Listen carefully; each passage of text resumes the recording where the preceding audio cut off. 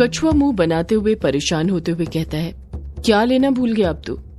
कायर कछुए की बात को काटते हुए हड़बड़ाहट के साथ कहता है, तू रुक ना, मैं बस अभी आता हूँ। इतना कहकर कायर तुरंत हड़बड़ाहट के साथ वापस से हवेली के अंदर घुस जाता है। कछुआ खुद से बड़बड़ाता है, अभी कायर क्या लेने चला गया? इसे भी अभी जाना था, पता नहीं क्या याद आ गया इसे जो इतना जरूरी काम छोड़कर लेने चला गया। अगर ये युग को कुछ हो गया तो मैं अभिमन्यु को क्या जवाब दूंगा? कछुआ हवेली के बाहर ही खड़े होकर कायर के आने का इंतजार करने लग जाता है। तभी उसे हवेली के अंदर से वंदना आती हुई नजर आती है। वंदना का ध्यान कछुए पर नहीं था, वो बार बार पीछे देखते हुए आगे बढ़ रही थी। उसे देखकर साफ लग रहा था कि वो चोरी छुपे हवेली से बाहर निकलने की कोशिश कर रही थी ताकि किसी की भी नजर उस पर ना पड़े। कछुआ वंदना को देखते से ही समझ जाता है कि कुछ तो गड़बड़ है, इसलिए वो तुरंत दरवाजे के पीछे छुप जाता है। वंदना हवेली से बाहर निकलते हुए मन में सोचती है, वादा पूरा करने का वक्त आ गया है, मुझे उस तक ये खबर पहुंचानी होगी, उसे संदेश भेजना होगा। ये काम अभी रात में ही करना होगा, कहीं बहुत देर ना हो जाए। युग निकल चुका है, अब मुझे भी उस तक खबर पहुंचा देनी चाहिए, उसे संदेश भेज देना चाहिए। यही सब सोचते हुए वंदना आगे बढ़ती जा रही थी और वो देखते ही देखते कछुए की नजरों से दूर हो जाती है। कछुआ इस तरह से छुपा हुआ था कि वंदना उसे देख नहीं पाई थी, पर सौदाया होने की वजह से कछुए ने वंदना के मन में जो भी बातें चल रही थी सारी सुन ली थी और वो सारी बातें सुनकर कछुए के होश उड़ गए थे।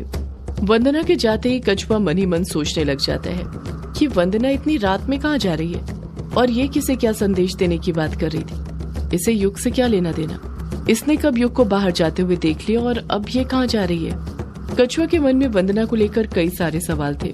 कछुआ इन सब सवालों के बारे में सोच ही रहा था कि तभी वहाँ पर कायर आ जाता है।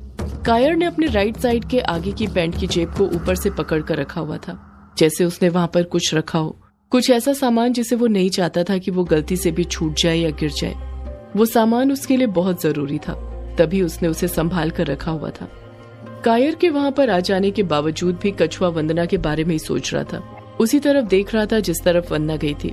कायर कछुए को टोकते हुए कहता है, अब तू यहाँ पर खड़े होकर अंधेरे में क्या देख रहा है? कछुआ उसी तरफ देखते हुए बड़बड़ाता है, वंदना कायर वंदना। कायर मुंह बनाते हुए कहता है, क्या कहा? वंदना? अब तुझे यहाँ पर वंदना कहाँ पर दिखाई दे रही है? मुझे तो सिवाय अंधेरे के कुछ दिखाई नहीं दे रहा है। कछुआ फिर बड़बड़ाता है, वो चली गई कायर? कायर हैरानी के साथ पूछता है, चली गई पर कहाँ और क्यों, वो भी इतनी रात को? कछुआ जवाब देता है, पता नहीं कहाँ गई, पर वो युग के बारे में कुछ बोल रही थी, कह रही थी उसे संदेश भेजना होगा। कायर हैरानी से पूछता है, किसे संदेश भेजना होगा? कछुआ अपने दोनों कंधे ऊपर करते हुए कहता है, पता नहीं, पर वो बहुत डरी हुई और घबराई हुई थी और बड़ी जल्दी में लग रही थी। जितना मुझे लगता है जरूर वो कोई ना कोई सी गड़बड़ करने की सोच रही है, पता नहीं इस बार कौन सी खिचड़ी पकाने जा रही है। हमें उसके पीछे जाना होगा, वो ज्यादा दूर नहीं गई होगी, पास में ही होगी। कायर कछुए पर चिढ़ते हुए कहता है, तू पागल हो रहा है क्या? अभी वंदना से कुछ लेना देना नहीं है, युग के पास जाना है। पता है ना वो अकेले पंचम गांव जाने के लिए निकल गया है, उसकी जान को खतरा है। कछुआ मुंह बनाते हुए कहता है, हाँ पर ये वंदना। कायर कछुए को बीच में टोकते हुए कहता है, ये वंदना को छोड़ और चल जल्दी। इतना कहकर कायर कछुए का हाथ पकड़ता है और आगे बढ़ने लग जाता है, पर कछुआ वंदना के बारे में ही सोचता रहता है कि आखिर युग के बाहर जाने से ये वंदना को क्या लेना देना था और वो किसे क्या संदेश देने की बात कर रही थी। वो वंदना के बारे में सोचने में इतना खो जाता है कि भूल जाता है कि कायर कुछ लेने के लिए वापस हवेली के अंदर गया था, उसका इस पर से ध्यान हट गया था। इस तरफ हवेली के अंदर एक कमरे में बल्लू काका और दिलीप खड़े हुए थे। बल्लू का चेहरा लाल था, उसके जबड़ों और नाक से खून बह जा रहा था, जिसे देखकर साफ समझ आ रहा था कि उसके साथ मारपीट की गई थी, जो और किसी ने नहीं, उसके सामने खड़े दिलीप ने की थी। दिलीप बल्लू पर बहुत गुस्सा था, यही कारण था कि वो अभी भी बल्लू पर थप्पड़ की बरसात किए जा रहा था। कमरे के अंदर एक के बाद एक थप्पड़ों और बल्लू के दर्द की कराहने की आवाज गूंज रही थी। दिलीप बल्लू के गाल पर कसकर एक और थप्पड़ जड़ते हुए कहता है, गद्दारी करता है, धोखा देता है, तेरी हिम्मत कैसे हुई उस युग और उसके दोस्तों के सामने अपना मुंह खोलने की? वो तो अच्छा हुआ मैं सही वक्त पर आ गया, वरना इतने सालों से जो राज मैंने सबसे छुपा कर रखे थे वो सबको पता चल जाते। और तू जानता है ना, अगर वो राज गांव वालों को पता चल जाते तो क्या होता? वो लोग मेरा भी बहिष्कार कर देते, मुझे भी गांव निकाला कर देते, कुछ नहीं देखते कि मैं क्या हूँ और किस ओहदे पर हूँ। बल्लू दर्द से कराहते हुए और रोते हुए कहता है, माफ कर दीजिए मालिक, गलती हो गई, माफ कर दीजिए, आगे से ऐसी गलती नहीं होगी। दिलीप एक और थप्पड़ बल्लू पर जड़ते हुए कहता है, गलती तो तब होगी ना जब तू गलती करने के लिए जिंदा बचेगा। आज मैं तुझे यहीं पर मार दूंगा, यहीं जिंदा गाड़ दूंगा। बल्लू अपने दोनों हाथों को जोड़ते हुए कहता है, रहम मालिक, रहम कीजिए मुझ पर, छोड़ दीजिए मुझे। मैं तो आपका सबसे वफादार नौकर हूं ना मालिक, बस इस बार माफ कर दीजिए।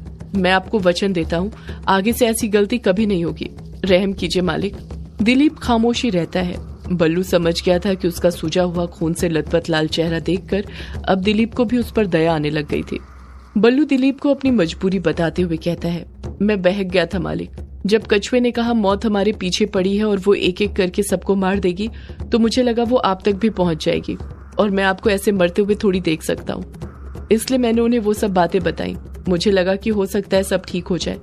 मैं मानता हूँ मेरी गलती है, पर इसमें मेरा कोई दोष नहीं है। मैंने वो सब बातें बताई उन्हें मालिक, ताकि आपको बचा सकूं और मेरा कुछ इरादा नहीं था। मेरा यकीन कीजिए मालिक, अपने वफादार नौकर पर भरोसा रखिए।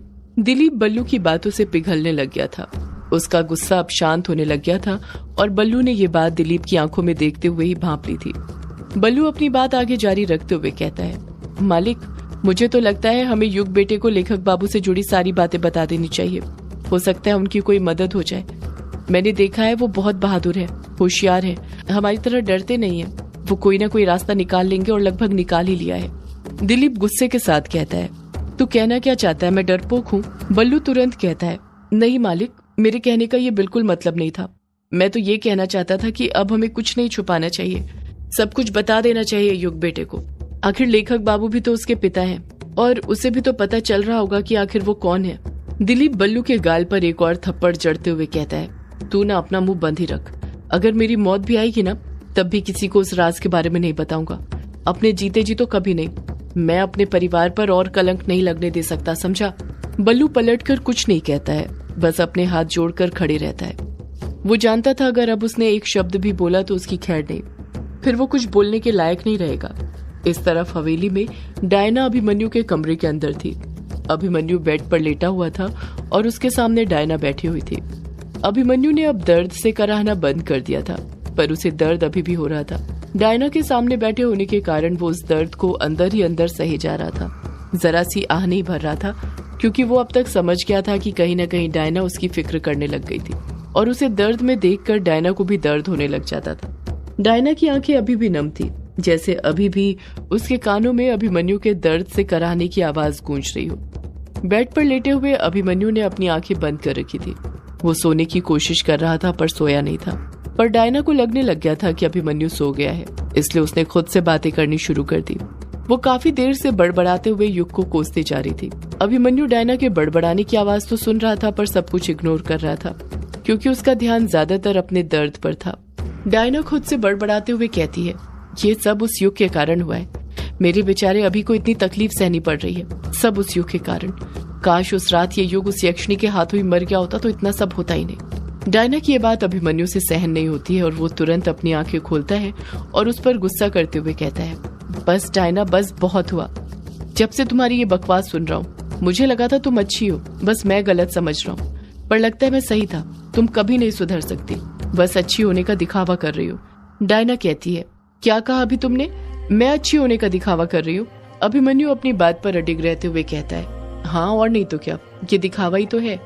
सामने कुछ और पीठ पीछे कुछ। मुझे तो लगता है ये जो तुम मेरी इतनी फिक्र करती रहती हो, ये सब भी दिखावा ही है। डायना भी गुस्से के साथ कहती है, अभी तुम हमेशा मुझ पर ही गुस्सा क्यों होते हो? कभी युग पर ये गुस्सा क्यों नहीं दिखाते हो? उसने तुम्हें क्या कुछ नहीं कहा, पर फिर भी वो तुम्हारे लिए वही अच्छा है। तुम उसकी ही फिक्र कर रहे हो, और मैं जो हमेशा तुम्हारे हर कदम पर साथ देती हूँ, तुम्हारी इतनी देखभाल करती हूँ, तुम मुझे ही दोष दे रहे हो। अभिमन्यु अपनी भवें ऊपर करते हुए कहता है, ओह, तो मतलब मेरा शक सही था, ये देखभाल भी एक दिखावा ही था। डायना, तुमने चले जाओ यहाँ से, मुझे अकेला छोड़ दो, मुझे तुम्हारी देखभाल की कोई जरूरत नहीं है।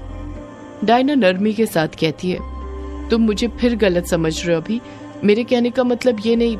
डायना अपनी बात पूरी करती है उससे पहले ही अभिमन्यु चीखते हुए कहता है, मैंने कहा चले जाओ यहाँ से, मुझे अकेला छोड़ दो।